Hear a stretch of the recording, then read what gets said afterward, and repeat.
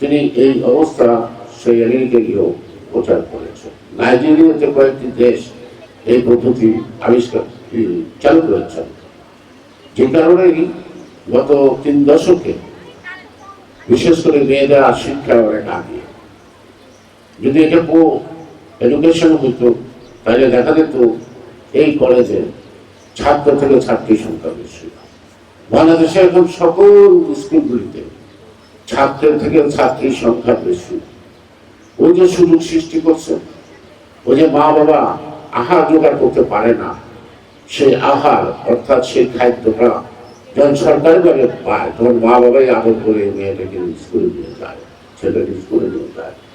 এখান থেকে প্রাথমিক শিক্ষা থেকে আগে শুরু করে আজকে আমাদের শিক্ষা ব্যবস্থা, আমি স্লো বলবো না, ভালো একটা গতিতে সামনে দিয়ে দিচ্ছে।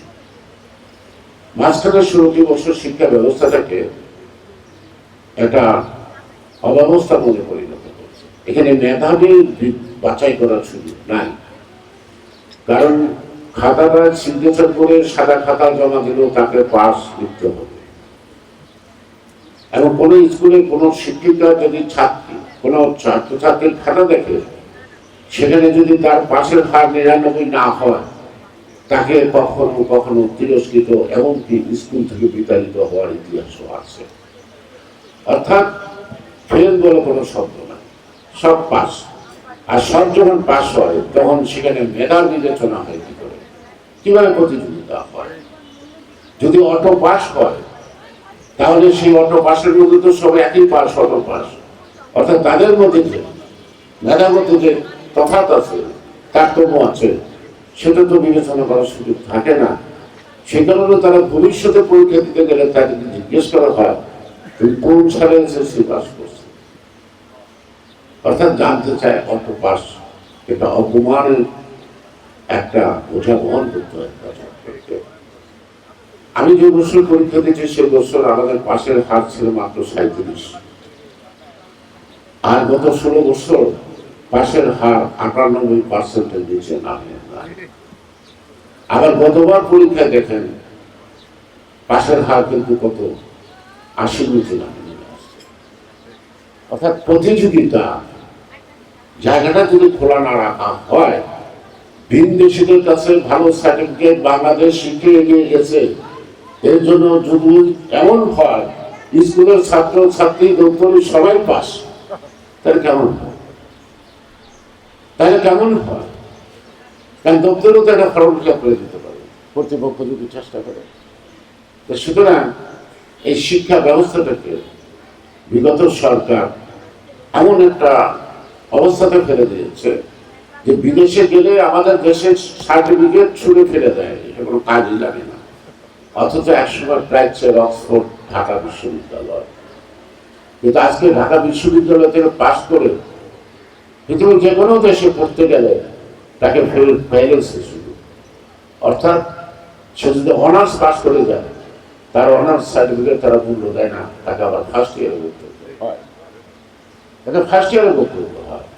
কিন্তু একসময় ঢাকা বিশ্ববিদ্যালয়ে যে অক্সফোর্ড এবং র্যাঙ্কিং একটা অবস্থান ছিল সারা পৃথিবীতে, তখন এখান থেকে ডিগ্রি নিয়ে পরবর্তী ক্লাসে পড়তে যেত, কেউ নিচের ক্লাস থেকে শুরু করতো না। যে কারণে এখন মেধাবী ছাত্রীরা এখন তারা A-level শেষ করে বিশ্বের অন্য দেশে চলে যেতে চায়। ওখানে যা প্রথমে অনার্স, মেডিকেল, ইঞ্জিনিয়ারিং, কম্পিউটার যত সাবজেক্ট আছে সব সাবজেক্টে সরাসরি ভর্তি হয়, তার জন্য 3টি বছর নষ্ট না হয়।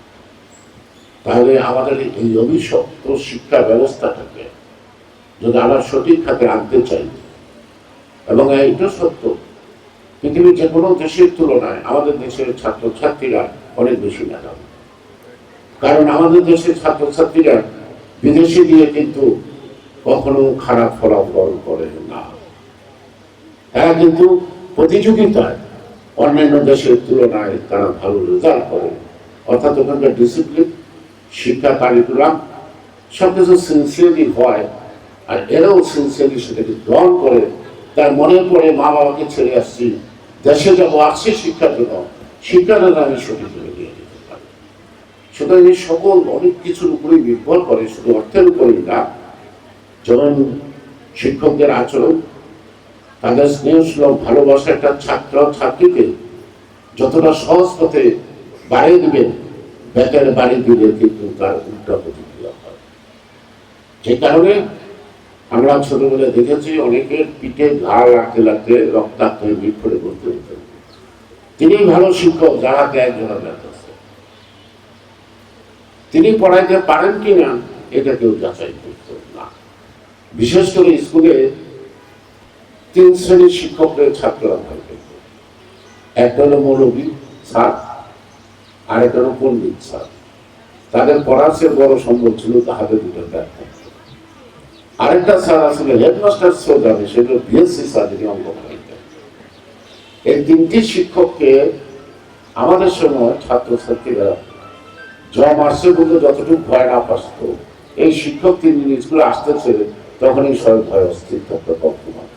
কম্পমান কিন্তু অন্য কোনো কারণে না, এই কথায় কথায় দেখলাম এই পদ্ধতি পরিবর্তন হয়েছে, তা থেকে শিক্ষার মান বাড়ছে না, কমছে। সুতরাং একটা শিশু মনকে তাকে মননশীল আনতে হবে, আদর স্নেহ ভালোবাসা আবেগ দিয়ে তাকে মনোযোগী করতে হবে পাঠ্যপুস্তকের মধ্যে। শুধু চোখ রাঙানো আর বেতার বাড়ি দিয়ে কাউকে কখনো সঠিক পথে পরিচালনা করা যায় না। কথার পৃষ্ঠে কথা, অনেক কথা হবে, কিন্তু শেষ হবে না। আমাদেরও সীমিত জ্ঞান, এই সীমিত জ্ঞানে দিয়ে অসীম জ্ঞানের চর্চাটাও সঠিক না। যতটুকু বুঝি, যতটুকু শিখেছি, ততটুকুর মধ্যে যতটুকু পারলাম বলতে চেষ্টা করলাম, ভালো মন্দ বিচার করে আপনারা পথ চলুন। আর আপনাদের যে দাবি, এই দাবিটা আপনাদের না, এই দাবিটা আমাদের। এই দাবিটা কেন? মানুষ কষ্ট করে ভোট দিচ্ছে, এই মানুষের আকাঙ্ক্ষাটা বুঝবার মতো তো কিছু জ্ঞান আছে না? সুতরাং সেই চেষ্টা তো আমাকে করতেই হবে, সেই চেষ্টা আমাকে করতেই হবে। অর্থাৎ বর্তমান সরকার থেকে আগামী 5 বছর প্রত্যেকটি অঞ্চলেই বিভিন্ন ধরনের বরাদ্দ চাবে। পরিসংখ্যানে যত এটা না হয়, তুলনামূলকভাবে ক্যারানগঞ্জ কম পাইছে, সেদিকে আমি সতর্ক থাকবো। আমি দ্বিতীয় স্থান অধিকার করতে চেষ্টা করব না। সবাই ভালো থাকবেন, সুস্থ থাকবেন, আপনাদের প্রত্যাশা পূরণ হবে। আপনারাও যারা শিক্ষক আছেন, আপনাদের ছাত্রীরা যদি ভালো ফলাফল করে, তাহলে আপনারা শিক্ষকরা কিন্তু গর্বিত হবে। তারাও কিন্তু গল্প করবে, আমার ওই মিস এইটা পড়াতো, ওই মিসটা পড়াতো, গল্প করবে। তাই সমাজ শিক্ষা জীবনে বা শিক্ষা প্রতিষ্ঠানে আপনাদের সুনাম যেমন ফুলের গন্ধের মতো ছড়িয়ে পড়ে, ঠিক আপনাদের হাতে যেন মানুষ গড়ার কারিগর হিসেবে যেই মন্ত্র নিয়ে শিক্ষাঙ্গনে আছেন, আপনারা মানুষ গড়ুন, প্রকৃত মানুষ গড়ুন। প্রকৃত মানুষ গড়তে পারলে প্রকৃত শিক্ষা তার মধ্যে আবদ্ধ হবে বলে আমার ধারণা। অশেষ অশেষ ধন্যবাদ। আয়োজকের সাথে যারা জড়িত সবাইকে ধন্যবাদ, এবং শিক্ষক শিক্ষিকা এবং প্রিন্সিপাল, গভর্নিং বডির সভাপতি থেকে শুরু করে সবাই আন্তরিকভাবে চেষ্টা করছে এই কলেজটির জন্য। তাদের এই প্রচেষ্টা যত সফল হয়, এই প্রত্যাশা রেখে শেষ করছি। বাংলাদেশ জিন্দাবাদ।